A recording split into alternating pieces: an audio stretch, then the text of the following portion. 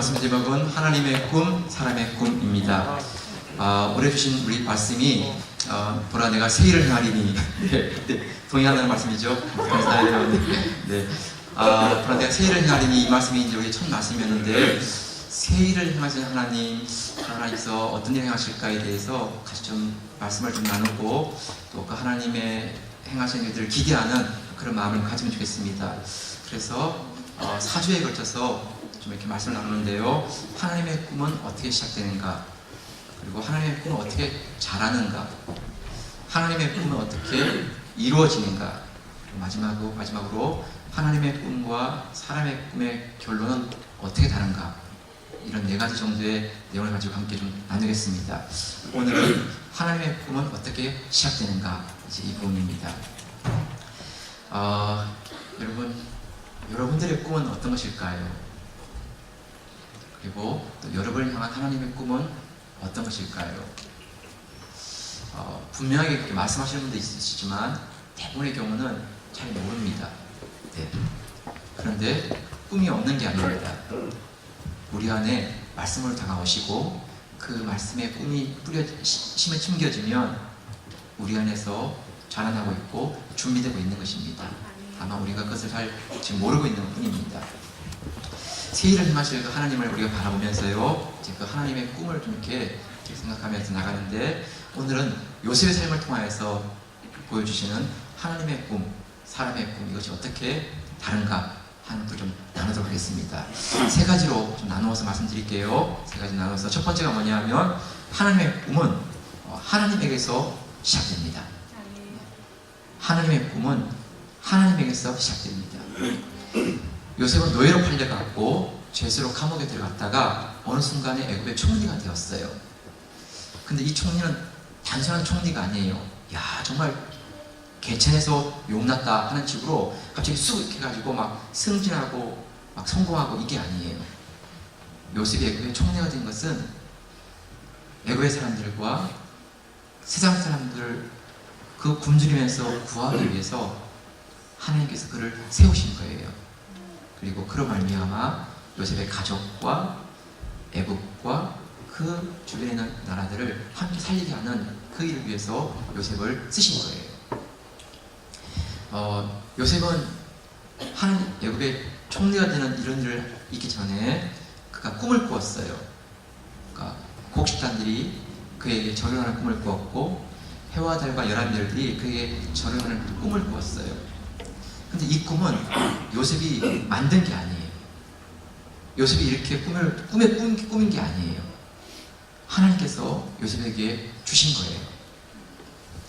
요셉이 애굽의 총리가 되기 위해서 그걸 계획하고 결심한 다음에 막 그걸 위해서 독하게 공부하거나 막 열심히 막 달려가거나 그런 게 아니었어요. 또 요셉이 하루하루를 성실하게 살았지만 하나님께서 총리가 되기 위해서 막 밤잠을 줄이고 막 먹을 것을 안 먹고 그런 게 아니었어요. 중요한 것은 요셉의 꿈은 하나님이 주셨고 하나님께로부터 나왔어요. 요셉이 만들고 갖고 가는 꿈이 아니었어요.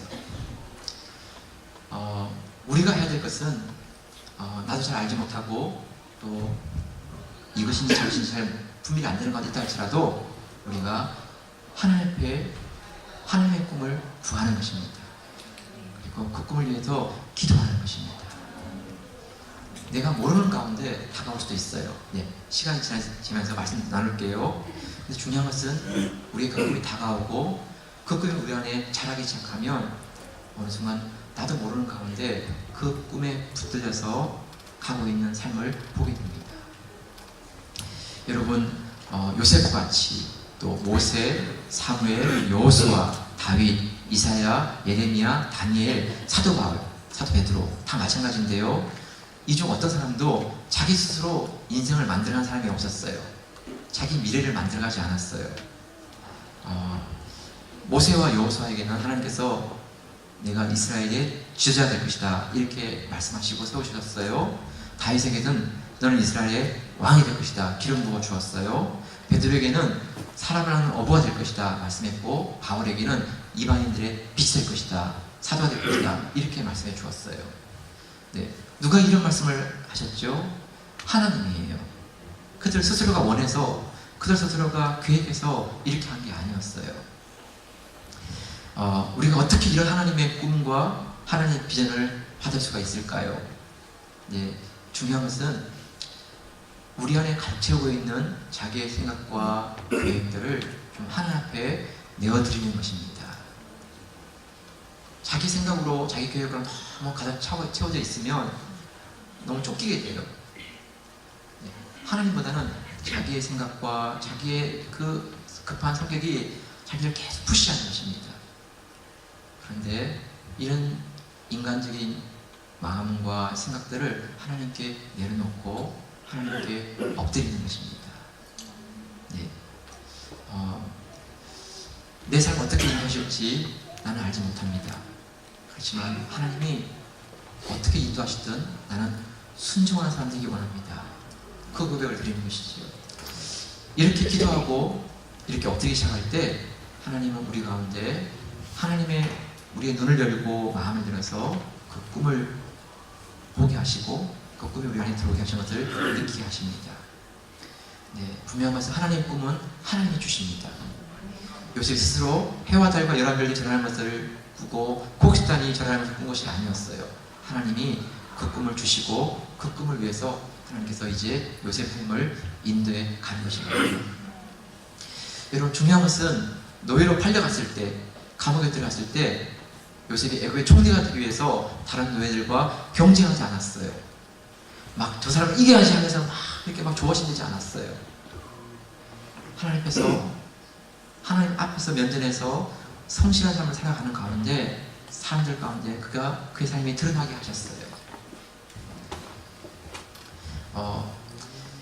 중요한 것은 여러분, 인간적으로 이렇게 사람들을 쓰러뜨리거나 사람들을 이기려고 하거나 그게 아니라 자기 자신에서 성실하고 최선의 삶을 살아가지만 그를 세우시는 분은 하나님이셨고 그를 쓰시는 분은 하나님이셨어요. 그 외에 다른 것 앞에서는 사람들 앞에서 자기를 드러내려고 하지 않는 것이지요. 이분을 어떻게 설명할까에 대해서 제 고민하는 가운데 혹시 한 분을 좀 소개해 볼게요. 이분은 미우라 아야코입니다. 사진에 아마 보시면 이제 나올 텐데요. 일본 여류 작가예요. 아사히 신문에서 1천만엔 원고료 현상봉을 했을 때 빙점이라는 소설로 최우수상을 받았어요. 1960년 되니까 그때 1억엔이면 우리나라 돈으로 10억 원이잖아요. 1천만 원이니까 1억 원. 근데 그 당시니까 한 60년 전이니까 한 10억 원 될 거예요. 그런 큰 원고료를 이렇게 현상봉을 하고 이제 그 원고를 받게 되었는데요. 네, 아사히 신문에 발표되기 전까지 미우라 아야코라는 이름은 문단에 전혀 알리지 않았어요. 시 한 편을 쓰는 사람이 아니에요. 네, 그러니까 정말 무명한 사람이었어요. 이 미우라 아야코는 결혼을 해서 잡화점을 운영했는데요. 잡화점이 너무 잘 되었어요. 그래서 사람들이 참 많이 오는 거예요. 이렇게. 근데 문제가 뭔가 하면 이 미우라 아야코 잡화점이 많이 오니까 주변에 다른 잡화점들이 장사가 안 되는 거예요. 이 집만 잘 되는 거예요. 그래서 미우라 아야코가 의도적으로 그 잡화점 품목을 줄였어요. 그래서 사람들이 와가지고 뭐 있냐고 물어보면 없다라고 얘기해요. 네, 그리고 다른 집에 가라. 저 집에 있다고. 그 집에 가면 그 집은 장사가 되는 거죠. 근데 몇 개밖에 안 되는 품목이지만 장사가 또 너무 잘 되는 거예요. 계속해서. 그래서 아예 그냥 이번에는 먹고 살 만큼만 돈을 벌겠다고 마음 먹고 그거를 시간을 단축했어요. 그래서 오전만 여는 거예요. 오전만. 오후에는 문을 닫아버리는 거예요. 왜냐하면 다른 잡화점들이 좀 살 수 있는, 함께 할 수 있는 것을 하기 위해서. 그렇지 않으니까 가능한 것이죠. 그렇지 않으니까. 그러다 보니까 시간이 남는 거예요. 그러니까 뭐를 할까요? 네, 쓰고 싶었던 글을 쓰게 되었어요. 그렇게 쓴 글이 빙점이라는 글이었어요. 네. 미우라 아야코는 이 빙점이라는 글을 이렇게 쓰고 난 이후에 평생 146권의 책을 썼어요. 네. 여러분, 어떻게 146권이라는 책을 쓸 수가 있었을까요? 근데 그 내용 하나씩 다 내용이 뭔가 하면 기독교 정신이에요. 예수님 십자가를 드러내거나 아니면 인간의 죄가 얼마나 정말 치열한지를 이렇게 드러내고 그 죄의 무게에 눌려있는 가운데서 거기서 벗어날 수 있는 길들을 보여주는 글이 미우라 아야코의 글이에요. 네, 여러분, 하나님의 꿈, 하나님의 비전은 이런 것입니다. 하나님의 꿈을 가진 사람은 하나님 앞에 성실하게 사는데 다른 사람과 경쟁하고 다른 사람 것을 빼앗지 않아요. 불의한 방법을 사용하지 않아요. 그래서 어떨 때는 너무나 고치시게 보여요. 앞뒤가 콱 막힌 것처럼 보여요.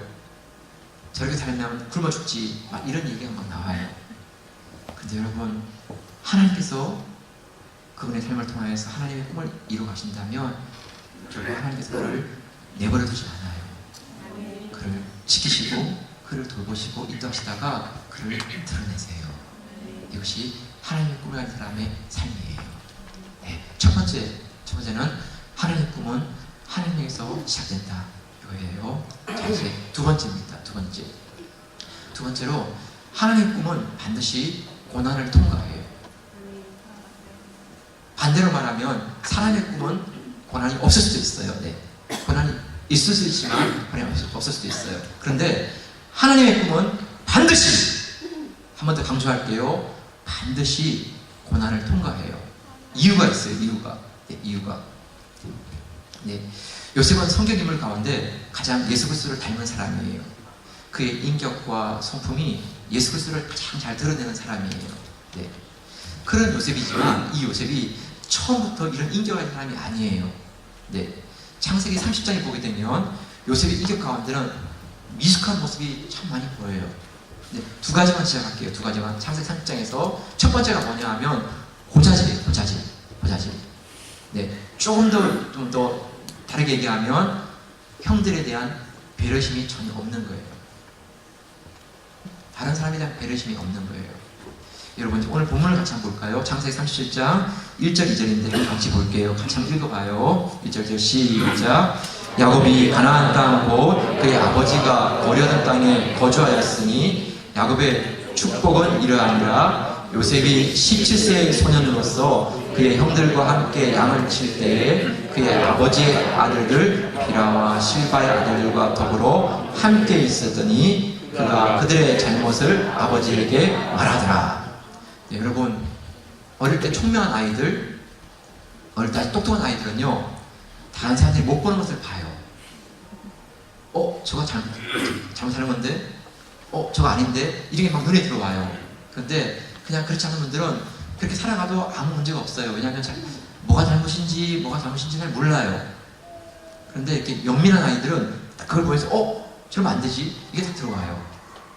그러니까 요셉은 형들의 그 허물이 보인 거예요. 형들의 잘못이 보인 거예요. 네. 근데 여러분, 요셉의 형들도 그렇게 나이가 많은 사람들이 아니에요. 네. 지금 요셉도 10대이고요. 그러면 자라가면서 누구랑 다 바뀌게 돼요, 여러분. 어릴 때는 실수도 하고, 네. 미숙한 행동도 많고, 징징거리기도 하고, 애들은 자라면서 12번 바뀐다잖아요, 12번. 네. 근데 이런 아버지에게 고자질을 하는데, 이 고자질이 그냥 한 번, 두 번 이게 아니라, 계속해서 그 형들의 잘못된 거 보면 또 얘기하고, 또 얘기하고 하는 거예요. 네. 요셉의 모습에서 보게 되는 것은 뭔가 하면, 형들의 이런 허물, 이런 연약함을 감싸주거나 덮어주거나 좀 시간을 두고 지켜봐주거나 하는 이런 배려심이 없어요. 말 그대로 너무 진짜 이렇게 입산놈이죠, 입산놈. 뭐가 있으면 얘기하고 있어. 한테 쥐어가고 싶고 그렇죠. 하여튼 이렇게 고자질을 하는 것입니다. 또 한 가지 그 가운데 보게 되는 게 뭔가 하면 자랑질. 네. 6절, 7절 같이 한번 볼까요? 6절, 7절 말씀. 한번 볼게요. 시작. 요셉이 그들에게 이르되 청하건대 내가 꾼 꿈을 들으시오. 우리가 밭에서 곡식단을 묻더니 내 단은 일어서고 당신들의 단은 내 단을 불러서서 절하더이다. 여러분 괜찮으세요? 그냥 남의 얘기니까. 근데 형제 얘기 들으면요 열받지 않습니까? 뭐라고 했죠? 여러분 뭐 우리 단이 뭐 너한테 절을 한다고? 이 새끼야 이제 이런 생각 막 네, 왜냐면 형들이에요. 형들 자존심 있지 않겠어요? 진짜 막내예요. 막내. 지금 아직 그 베냐민이 안 태어났으니까 지금 막내가 위에 좀 열매나 된 형들한테 진짜 이렇게 말하면 진짜 싸가지 없죠 진짜. 그 형들도 그렇게 말을 못하니까 그러냐. 잘났다 그래. 그러고 그냥 지나갔어요. 그럼 여러분 좀 눈치가 있으면 또 다음에 또 이런 꿈을 꾸면 얘기 안 해야지. 아니면 얘기하다 좀 둘러서 얘기해야지. 근데 또 똑같이 또 얘기해. 이런 아이들은 보면 이럴 때 문제가 진짜 너무 정직하다 보니까 또 똑같이 얘기해. 이 형들 마음속에 진짜 이러고 막 마음까지 뭐가 가시가 막 걸리지 않겠어요? 이렇게 가시가. 여러분 8절 한번 볼래요? 8절 말씀 봐요. 시작. 그의 형들이 그에게 이르되, 같이 한번 읽을까요? 시작. 내가 참으로 우리의 왕이 되겠느냐, 참으로 우리를 다스리게 되겠느냐 하고 그의 꿈과 그의 말로 말미암아 그를 더욱 미워하더니. 형들이 진짜 마음속에 미워하는 마음이 생기는 것이지요. 이제 또 하나 꿈을 꾸는 게 뭔가 하면 해와 달과 11별들이 절을 한다는 거예요. 자기를 향하여서. 진짜 밥맛이죠, 진짜. 이런 막 하면. 네, 여러분, 너무 자기를 자꾸 자랑하는 듯한 이런 모습이 보이는 거예요. 좀 이런 게 있더라도 마음속에 담아두고, 아니면 아버지에게 이런 얘기 하면서, 아버지, 이게 무슨 꿈일까요? 이렇게 좀 물어보면 좋겠는데, 그냥 이렇게 막 떠버리는 거예요, 이렇게요. 그런데 여러분, 창세기 37장의 이런 요셉의 모습과 창세기 39장에 가면 이런 모습이 없어져요. 창세기 39장에 가면 노예로 팔리고, 심지어는 그 노예 팔리는 집에서 그 여주인이 모함해서 감옥에 들어가요. 여러분, 그러면 좀 우리가 억울한 일을 당하면 항변하지 않았어요? 나 절대 손대지 않았습니다. 나 진짜 그런 일 없습니다. 그래서 막 이렇게 막 사람이 진짜 막 악을 쓰면서 막 이렇게 자기 반항하지 않겠어요? 그런데 요셉의 모습에 그런 게 없어요. 여러분, 창세기 37장과 창세기 39장은 너무 달라요. 완전히 극적인 반전이 일어나요. 이런 반전이 어디에서 시작된 것일까요? 어디에서? 이런 일이 어떻게 시작됐냐면 창세기 38장 바로 고난이에요. 고난. 네. 요셉이 고난을 통과하기 시작하면서 그의 인격이 달라지기 시작하고 그의 삶이 변화가 일어나기 시작해요. 그를 고난 가운데로 이끌어 가시면서 그를 단련하기 시작하세요. 하나님의 고난은 딱 두 가지로 나타나요. 두 가지로. 네, 두 가지로. 하나님 꿈을 가진 사람에게 다가오는 고난. 딱 두 가지로 나타납니다. 그 첫 번째가 뭐냐 하면 끊임없는 낙심이에요. 낙심. 상황 자체가 계속 낙심되는 것입니다. 요셉이 노예로 팔려갔어요. 여러분, 지금 노예라는 게 잘 낫지 않지만 여러분 3,000년 전에 그 노예라는 것은 인권이 없어요.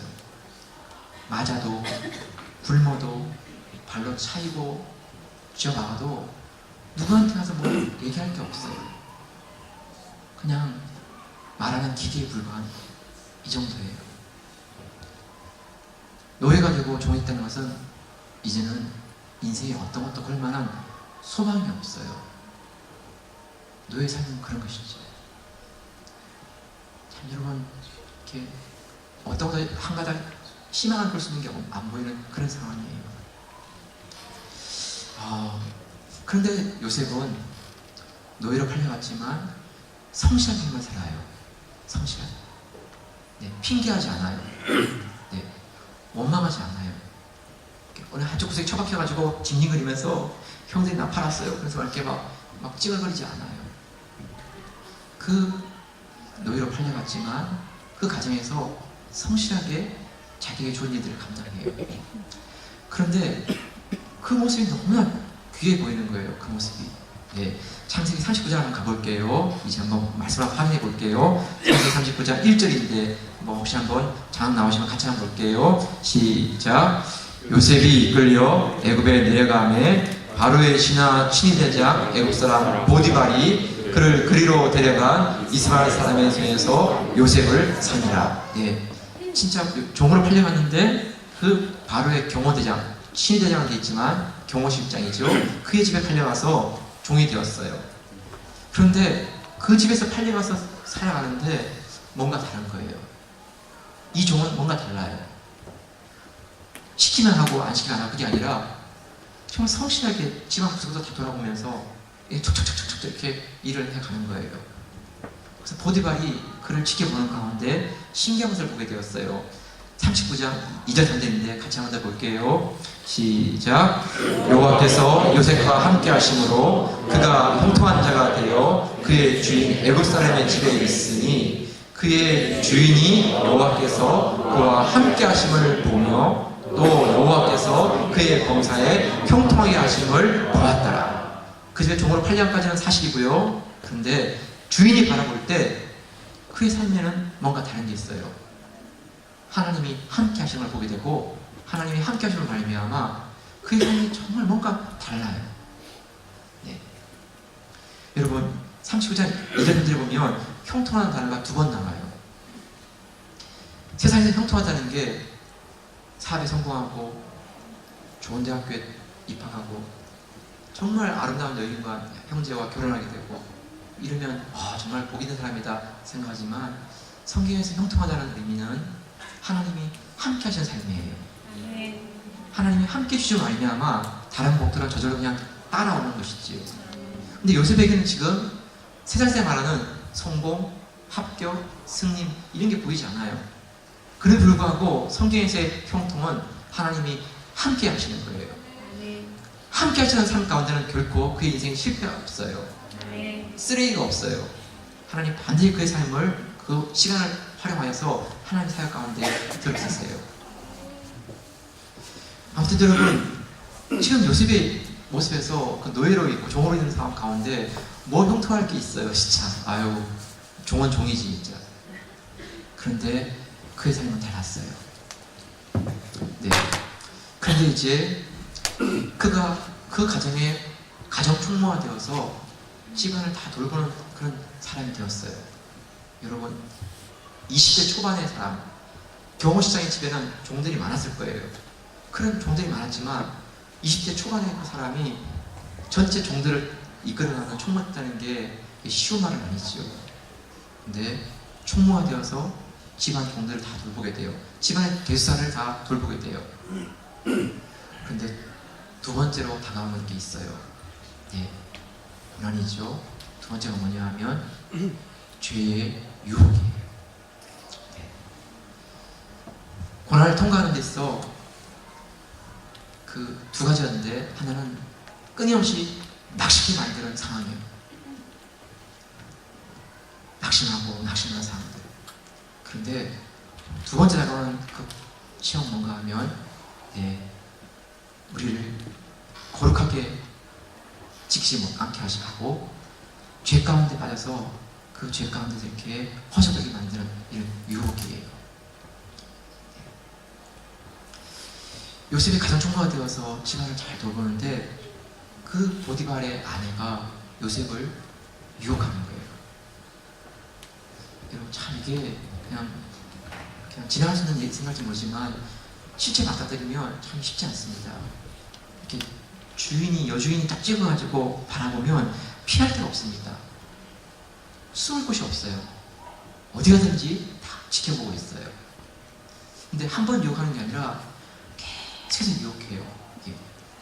근데 여러분 이 유혹은 참 힘듭니다. 왜냐하면 남자들은 다 시각적이기 때문에 아름다운 여인을 보면 아름답네 하 정도가 아니에요. 와 진짜 예쁘다 막 이렇게 막 이 정도가 아니에요. 그리고 보디발의 그 여주인은 수많은 사람들 가운데 여자 주인이니까 얼마나 럭셔리하겠어요. 막 보석, 향수, 옷 다른 분들은 다 흑백인데 이 여자는 막 컬러풀해요. 막 컬러풀. 그래서 여러분 막 이렇게 화장도 여러분 예쁘게 하면 여러분 얼마나 아름다워 보이는지 몰라요. 막 우와 세상에 막 미스 에브 막 이러면서 막 이렇게 막 진짜 막 보라보라 막 이렇게 막 아름다워 보여요. 네, 여러분 20대 진짜 막 진짜 막 이렇게 피가 끓어오르는 막 그런 장면이 그런 아름다운 여인을 보고 와 진짜 아름다우십니다 이렇게 막 하겠어요. 근데 막 그 여인이 막 유혹하면 여러분 진짜 이거 나보고 어떡하라고요 막 이래서 진짜 환장하는 거 사람 환장하는 거죠. 하여튼 뭐 그건 이긴 다쳐요. 그건 이긴 다쳐. 또 한 가지가 뭐냐 하면 여러분 이 사람은 여주인이에요. 종이 아니에요. 여자 주인이에요. 그래서 이 여주인에게 눈밖에 나면 진짜 국물도 없는 거예요. 네. 종이라는 것은 무슨 보호막이 없어요. 여주인이 데려다가 두드려 패라. 그럼 뭐 직사각이 터지는 거죠. 쫓아내. 쫓겨나는 거죠. 가정 총무라는 게 뭐 여러분 그게 무슨 뭐 벼슬입니까? 그냥 바꾸면 바꾸는 거지. 그러니까 여러분 보호막이랑 안전함이 아무것도 없어요. 어떻게 보면 이 여주인에게 한 번만 잘 보이면 평생 그냥 밥 걱정하지 않고 살 수 있을 만큼의 그런 먹을 것도 얻을 수 있어요. 예. 그런데 어느 날은 집에 아무도 없는 거예요. 집에 아무도 없어요. 종들도 아무도 없어요. 그때 여자가 대놓고 요셉에게 달려드는 거예요. 요셉이 도망가다 안 되니까 고들고들 도망쳤어요. 나중에 그것 때문에 이제 자기를 겁탈해야겠다고 누명을 씌우는 것이죠. 여러분 참 이런 시험, 이런 유혹 가운데 딱 섰을 때는 되게 만만치가 않을 겁니다. 이런 유혹 가운데. 근데 여러분 창세기 39장 9절인데 이 말씀 같이 한번 읽어볼까요? 창세기 39장 9절 말씀 같이 한번 읽어볼게요. 시작. 이 집에는 나보다 큰 이가 없으며 주인이 아무것도 내게 금하지 아니하였어도 금한 것은 당신뿐이니 당신은 그의 아내이니라. 그런데 내가 어찌 이 큰 악을 행하여 하나님께 죄를 지으리까? 여러분 그 여주인의 그 끈질긴 유혹 앞에서 지금 요셉이 고백하는 게 뭔가 하면 내가 어찌 이 큰 악을 행하여 하나님께 죄를 지으리까? 주인에게 죄를 짓는 거 그건 두 번째예요. 가장 중요한 것은 하나님께 죄를 짓는 내가 일을 어떻게 하겠습니까? 아무도 보지 않는 것 같아요. 그 집에는 아무도 없어요. 여주인과 요셉만 있어요. 주인도 왕궁에 들어가서 어느 상황이에요. 그런데 요셉은 그 가운데 죄지지 않고 하나님의 거룩을 지키겠다고 이렇게 싸우는 것이에요. 예, 여러분 하나님의 꿈과 사람의 꿈이 어때는 비슷하게 이렇게 같이 엉겨 있어서 잘 구분이 안 갈 때가 있어요.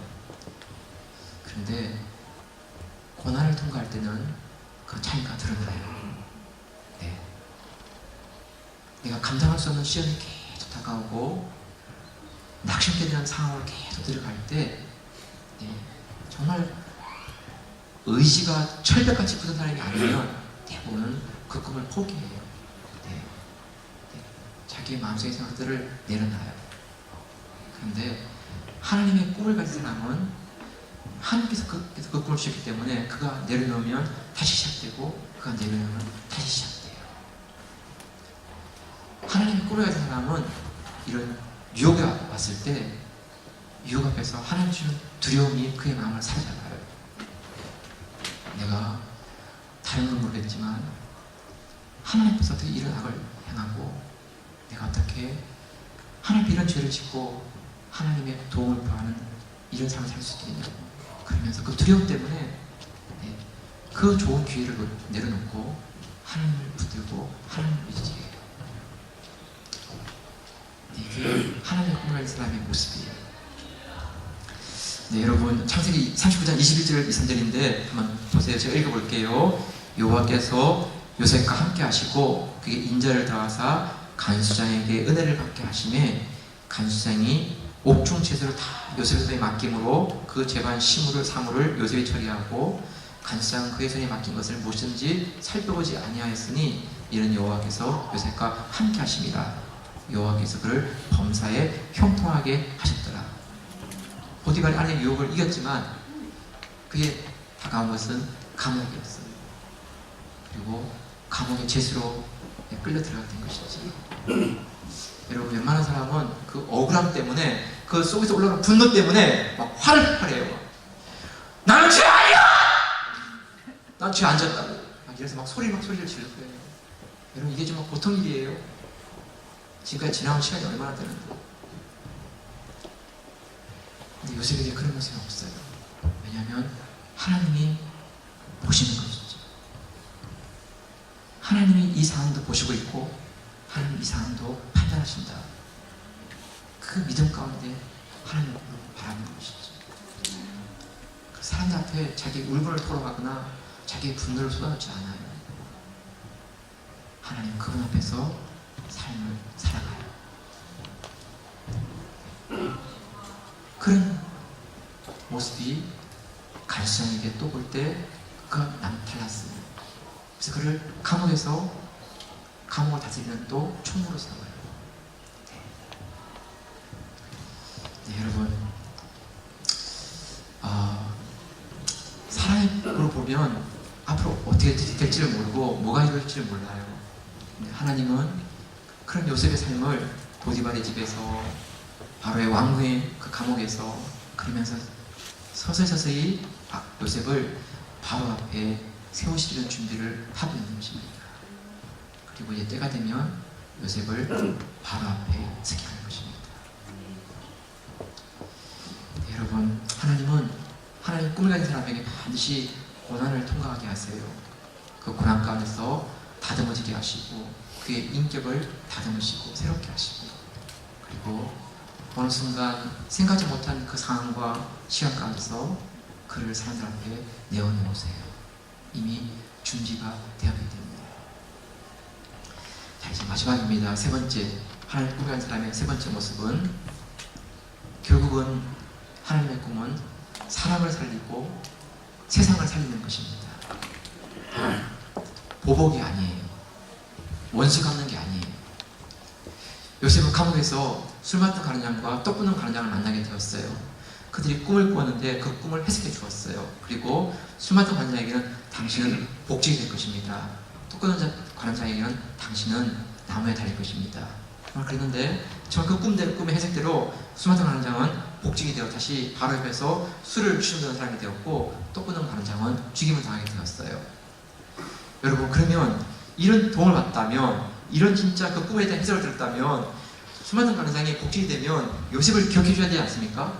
요셉에게 뭔가 좀 도움을 베풀어야 되지 않습니까? 감옥에 있는 요셉에게 진짜 뭐라도 좀 떡국이라도 좀 나눠줘야 되는 거 아닙니까? 진짜? 이렇게. 근데 여러분 까맣게 됐는데 2년 동안을 까맣게 됐습니다. 여러분 사람에게 뭔가 도움을 베푼 다음에 사람에게 뭐 반응이 없으면 좀 서운하지 않나요?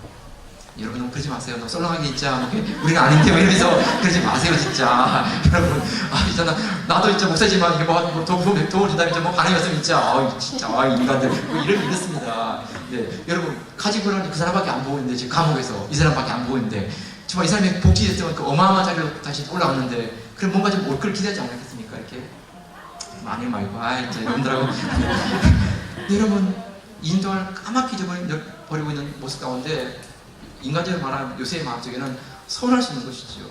진짜. 아멘. 정말 너무한다, 진짜. 이렇게 은혜를 진짜 이렇게 망가할 수 있을까 싶어요. 이렇게.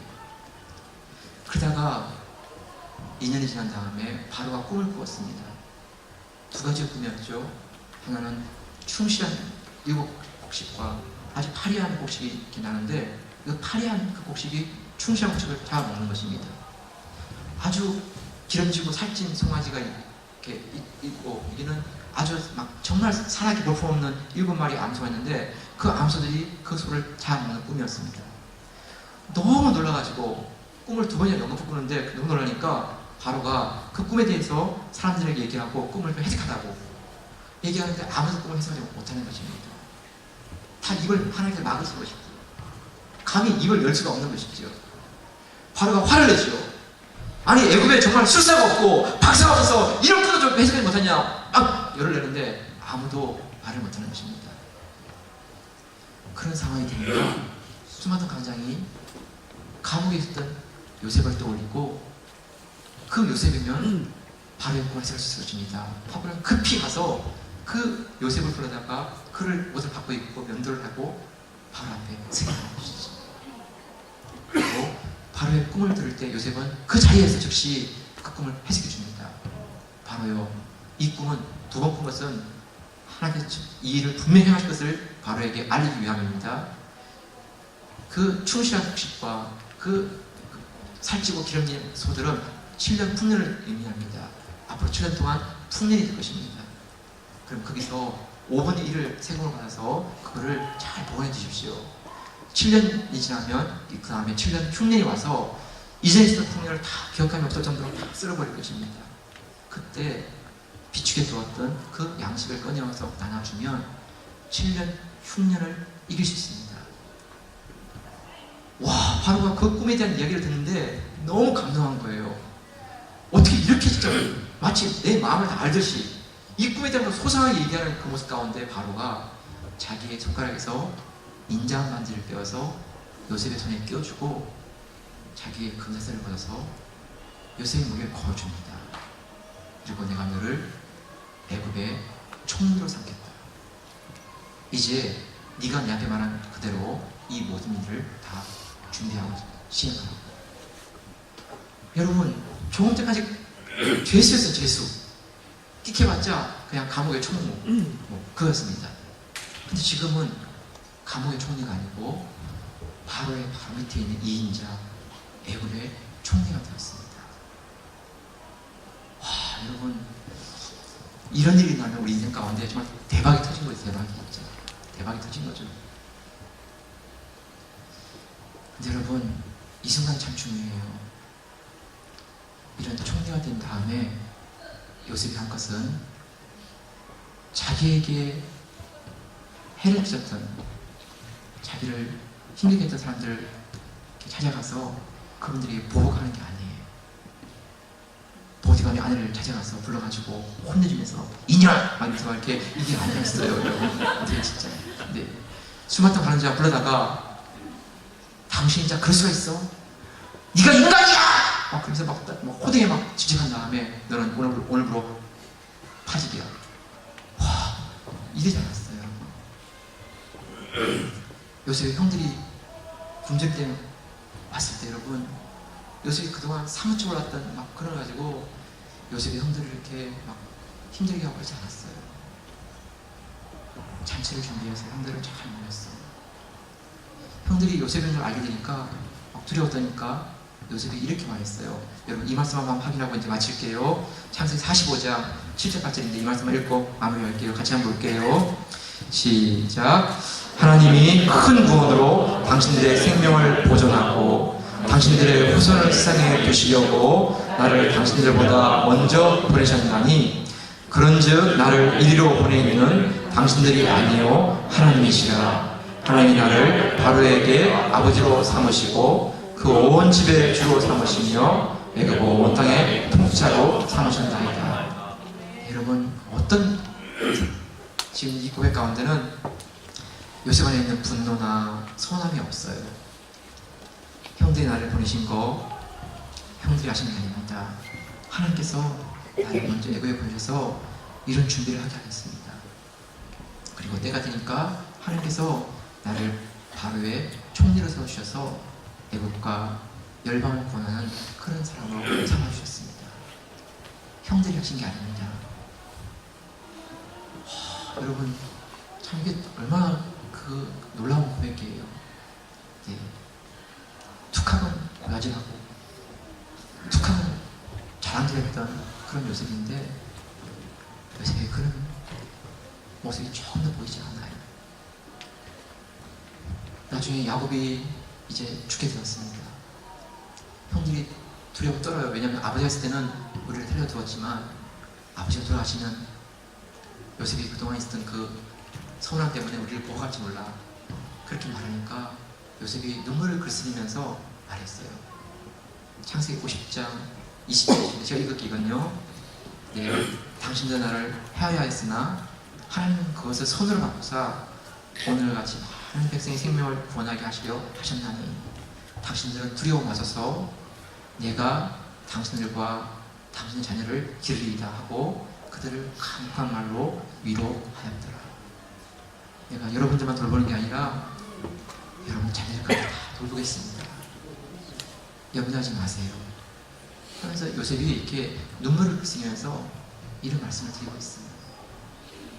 네, 여러분, 요셉이 이 말이 진실한 것이죠. 거짓이 아니죠. 요셉은 하나님의 꿈을 이렇게 하나님께로 받게 되었고 그 꿈을 가지고 살게 되었습니다. 낙심되는 순간, 유혹이 당하는 순간들이 있었지만 하나님 그 가운데 하나님 한 분을 바라보고 하나님 그분과 교통하는 가운데서 그런 시험들을 이기게 되었어요. 넘어가게 되었어요. 그리고 어느 순간 때가 되니까 하나님께서 요셉을 이끌어내어서 애굽의 총리가 되게 하였고 그런 말미암아 요셉의 가정과 그 집안과 애굽과 온 나라를 살리는 그런 사람으로 하나님이 사용해 주셨어요. 여러분, 하나님의 꿈은 이렇게 시작되어집니다. 하나님의 꿈은 사람의 꿈과 다른 것이지요. 여러분, 이제 우리가 첫 번째 오늘 말씀 가운데서 우리가 하나님에 대한 꿈에 대한 말씀을 함께 나누었습니다. 저는 우리가 이태 살고 있고 또 밀라노에 생활하는 가운데 어떤 우리 환경이나 상황이 참 열악할 때가 많고 어려울 때가 많지만 올해 주신 말씀 가운데 불안해가 세일을 행하리니 여러분 우리가 이 말씀 가운데 함께 좀 이 말씀 붙들고 나가면 좋겠습니다. 네, 광야에 길을 만드시고 상하에 강을 만드시는 하나님, 네, 어떻게 보면 정말 불가능해 보이는 상황들이었고 길이 끊인 상황 가운데 길이 어디 있어라고 말할지 모르지만 하나님은 그런 열악한 그런 한계의 상황 가운데서 일을 행하심으로 말미암아 하나님이 길을 여시고 강을 만드신다는 걸 보여주는 하나님이라고 말씀드렸습니다. 오늘 하나님 가운데 이런 하나님의 꿈을 가지고 이렇게 하나님께 기도하고 또 사모하면서 나가면 좋겠습니다. 무엇보다 우리 은혜교회가 이런 하나님의 꿈을 가지고 좀 붙들고 나가는 교회 되면 좋겠습니다. 목사님 눈에 보이는 게 아무것도 없어요. 네, 진짜 네, 이렇게 다 이렇게 서로 얘기할 수 있지만 네, 여러분 우리 하나님 살아계시죠? 네, 여러분 그분 계시다면 우리 상황 보고 계세요. 네, 그분 앞에서 우리의 믿음을 하나님께 고백하고 그분의 의지하면서 나가면 좋겠습니다. 자, 이 시간 같이 한번 기도하겠는데요. 오늘은 찬양이 없어요. 말씀 좀 드렸기 때문에 찬양하지 않고 기도하는데 한번 같이 한번 기도하겠는데 하나님 우리 가운데 하나님의 꿈을 좀 보게 해주세요. 그리고 하나님의 꿈을 꾸게 해주세요. 그리고 무엇보다 하나님의 꿈을 가지고 살아가는 삶을 살게 해주세요. 하나님 시험이 다가올 때 낙심되는 상황이 다가올 때 낙심하고 푸념하고 주저앉고 이러지 않게 하시고 하나님 말씀의 약속의 말씀 붙들고 믿음으로 서게 해주세요. 우리를 유혹하는 그런 순간이 다가올 때 그 유혹 가운데 내가 넘어지지 아니하고 하나님 말씀을 의지하고 살아계신 하나님 앞에 우리의 삶을 거룩함으로 정결함으로 올려드리게 주옵소서. 하나님 이 꿈이 이루어지는 그때 하나님 내가 그동안 쌓였던 울분을 토로하고 사람한테 내 삶을 또 드러내면서 나를 자랑질하는 그런 모습이 아니라 사람을 구하고 세상을 구하는 그런 모습으로 쓰임받는 사람들에게 도와주세요. 하나님 이 시간 참 우리가 함께 우리 가정과 자녀를 바라보며 함께 기도하겠습니다. 하나님 아버지 감사합니다.